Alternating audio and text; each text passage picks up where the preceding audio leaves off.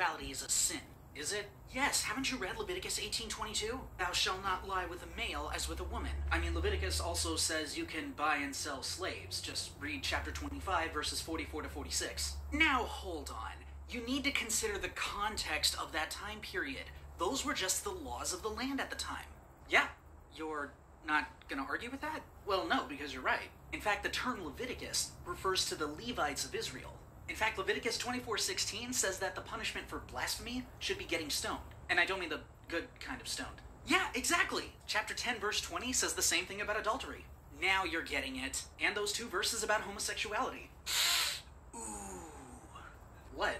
Those verses are also for today. But we just agreed that Leviticus was for specific people at a specific time, at a specific place. No, you don't get it. The verses that I don't like only apply to that time period. So let me get this straight. The rules you like apply today, and the rules you don't like were for that time period. Yeah, exactly. It's like choosing your favorite ice cream toppings. Only your favorite ones make it to the bowl. Well, that explains you picking all the cherries. You wouldn't believe it, but I used to be a hardline Christian. I used to follow the Bible as much as I possibly could to the letter of the law, the rites, the rituals, and all the commandments. You see, when I was a Christian, I believed that when Jesus said that the greatest commandment is to love the Father and keep his commandments, that I come not to take away the law, but to fulfill it. And not one tittle shall be taken from the law. And I realized that Jesus was a practicing Jew, that the disciples were practicing Jews, that when Josephus wrote about James, Jesus' brother, and John the Baptist, he indicated that they were devout, practicing Jews. So I believed at the time frame when I was worshiping Jesus that I must become as much of a devout, practicing Jew as much as I was a Christian, that the fullness of God is to be a Christian and a Jew at the same time. As a matter of fact, one of the people that I used to pen pal with was a person who, I don't know if they use the term anymore, but it was called Jews for Jesus. Dating myself to the early 90s.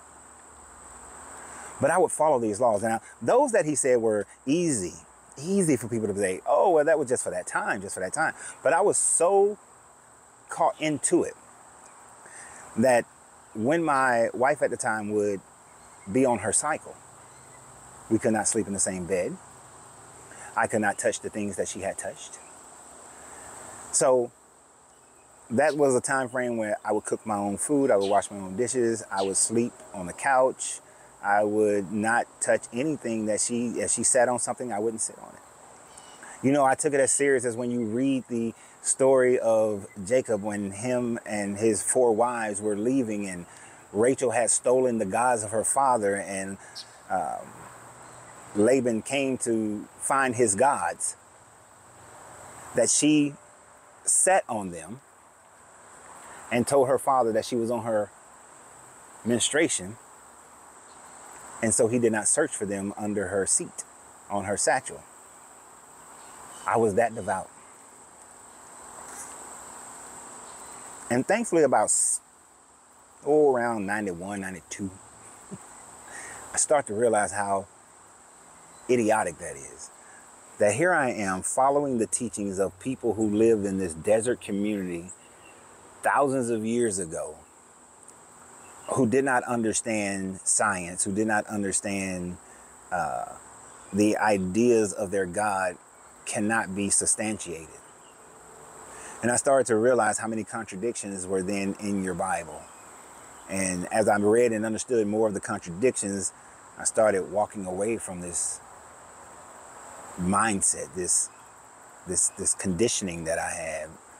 And the sad part about it is that I took that conditioning and so-called educated myself to be even deeper in that conditioning by studying the Bible alone.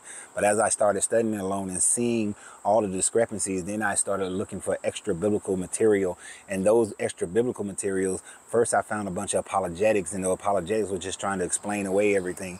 Oh, we're in a time frame of dispensation. We're under grace now. But that doesn't jive well with, I come to take not one tittle, let not one tittle be taken away. And when you look at Leviticus and Numbers and Deuteronomy, they repeatedly say that you are to keep all the commandments, laws, rituals. So, therefore, I realized that this book was written for a time frame for those people. That even if you look at Christianity, it was written for those people 2,000 years ago. Things in Christianity does not transfer over to today. When you people who call yourselves Christian, when you rile against the government, your Bible tells you in Christianity that you are to pray for whatever leader that you have because God placed that leader over you. So did you pray for Trump when he was president? Did you pray for Obama when he was president? Did you pray for Clinton? Did you pray for Bush? Did you pray for Biden when they were president? Because God appointed them according to your book. That's what it says. When it says that slaves obey your masters as you would, whether they're good or bad, as you would Jesus, do you do that? Do you? Do you do that? Wives, submit to your husbands as you would submit, as they submit to Jesus. Do you do that? Do you submit to your husband? If your husband is following the teachings of Jesus and he is a God-fearing man, do you submit to your husband?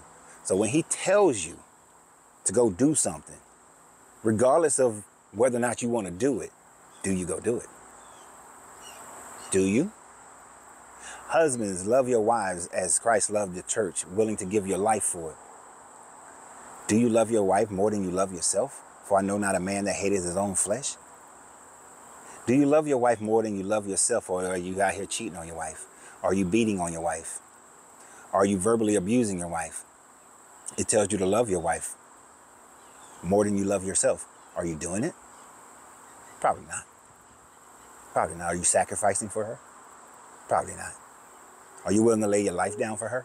Probably not. You see, people are hypocritical towards this book because they don't want to actually follow this book. And I understand why you don't want to follow this book, because this book doesn't match up to the times that we live in today. We have no slaves. You know, there are some countries that still participated in it, and please don't come with me with this stupid ass argument that employees are slaves, because my great-great-great-great-grandfather Jack and my great-great-grandfather Nicholas were born into slavery, and they couldn't just quit their slavery. You can quit your job. That's different. So don't come with that dumb shit. That's just you trying to equate slavery with debt slavery. You're not in debt to your company, so you can quit, you can leave, you can walk away. So don't come with that dumb shit. But we don't have that slavery. Women are not property. I don't sell off my daughters to be married and get some money for them. That doesn't happen. We don't sell off our children, right? We don't stone our children when they're disobedient.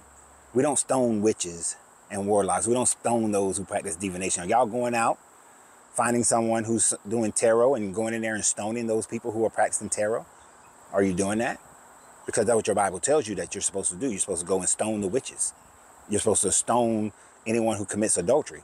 So when a man, and mind you, when a man goes sleeps with another man's wife and y'all find out, do you Christians gather around his house?